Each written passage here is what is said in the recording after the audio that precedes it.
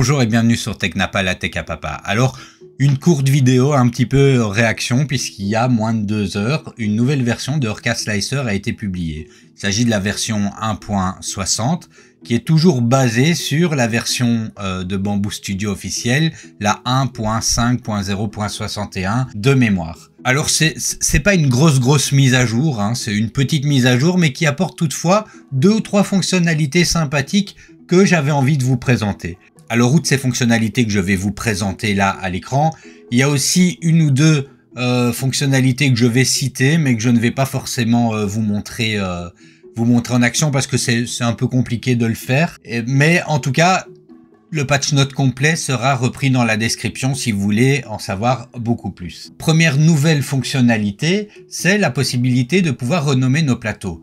Si vous utilisez plusieurs plateaux, ça peut être intéressant pour vous de pouvoir nommer ces plateaux, hein, parce que c'est en regardant les pièces, on se rend pas compte tout de suite. Ah oui, ça c'est les pièces creuses, ça c'est les pièces faites à 100% avec un infill à 100%. Voilà. Donc imaginons que vous prévoyez plusieurs pièces sur un plateau. Bah maintenant, en cliquant ici sur cette petite roue crantée, là, vous pouvez donner un nom au plateau. Par exemple, si je mets personnage 1, voilà. Et donc maintenant le plateau 3, ici il y a aussi un repère visuel beaucoup plus clair. Donc le plateau 3, on a ceci. Donc c'est une fonctionnalité qui est intéressante, hein, qui n'existe pas dans Bamboo Studio. Et donc c'est Orca Slicer qui vient nous rajouter ça. C'est plutôt une bonne idée. Alors un autre ajout qui est plutôt graphique, mais qui est quand même très intéressant, c'est, vous voyez, avec la Bamboo Lab, en tout cas avec la X1C, je sais pas si la P1P le fait, mais avec la X1C en tout cas, on a cette calibration du flux et qui imprime ces lignes un peu caractéristiques. C'était un peu compliqué de bien positionner ces pièces, il fallait faire un arrangement automatique pour pouvoir positionner ces pièces. C'était un petit peu compliqué. Alors maintenant, ceci c'est une texture, hein, vous pouvez pas l'enlever, c'est la texture du plateau.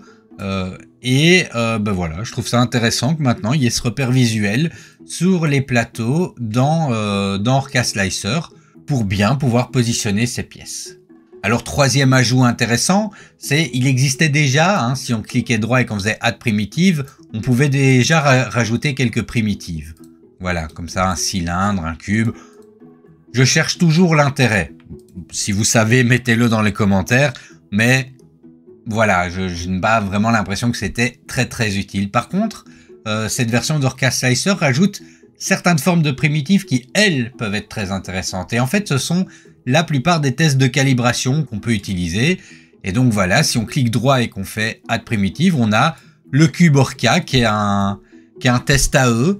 Donc c'est un cube qui ressemble un peu au cube Voron avec ici un test d'emboîtement, hein, et de vis. Voilà, on a une espèce de grosse vis qui peut être vissée à l'intérieur de ce cube.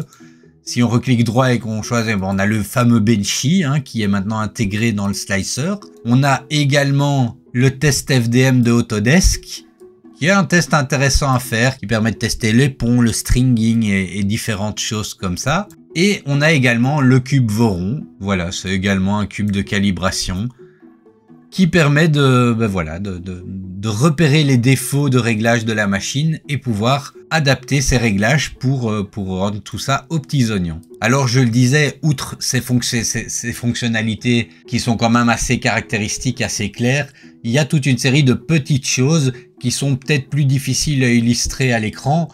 Mais par exemple, il y a le rajout de la langue tchèque ou une mise à jour de la langue allemande. Il y a aussi des réglages par défaut qui ont été un peu adaptés, notamment quand on utilise d'autres imprimantes que les imprimantes Bamboo Lab.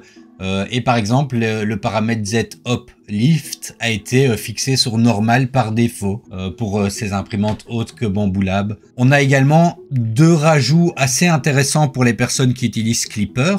Alors là, c'est principalement ceux qui utilisent des imprimantes tierces avec Orca Slicer, hein, comme la Voron. Et il y a la fonction Exclude Object qui est pris nativement maintenant avec Clipper, alors qu'avant, il fallait utiliser un script de post-processing pour pouvoir y arriver. Et on a également la dernière version de Moonraker qui est supportée par Orca Slicer. Alors, si ça ne vous dit rien, c'est parce que vous n'utilisez pas Clipper, c'est pas grave. Rassurez-vous. Mais voilà, c'est intéressant pour les utilisateurs de Clipper qui utilisent également Orca Slicer. Alors, ils annoncent dans le patch note également qu'ils ont rajouté une fenêtre d'aide dans l'onglet Device, donc machine. Je n'ai pas trouvé où elle se situait, c'est quand on a un problème de connexion. J'ai éteint ma machine, j'ai pas trouvé. Ils disent qu'elle est là, mais j'ai pas vu où elle était, donc n'hésitez pas à me dire où est-ce qu'elle se trouve. Et voilà, pour le reste, 2-3 petites corrections et de fixation de bugs, mais qui n'est pas utile d'illustrer ici. Donc voilà, c'est déjà terminé. C'était une vidéo pas très longue, mais qui vous permet de découvrir plus facilement les nouveautés qu'offre Orca Slicer par rapport à Bamboo Studio, avec toujours cette éternelle question. Qu'est-ce que je dois utiliser, Bamboo Studio ou Orca Slicer? Eh ben, ma réponse, elle est toujours la même. Là, maintenant, c'est Orca Slicer puisque c'est tout Bamboo Studio avec des trucs en plus. Voilà, je vous remercie d'avoir regardé cette vidéo. N'hésitez pas à vous abonner, à partager, à liker, à commenter et je vous dis à la prochaine.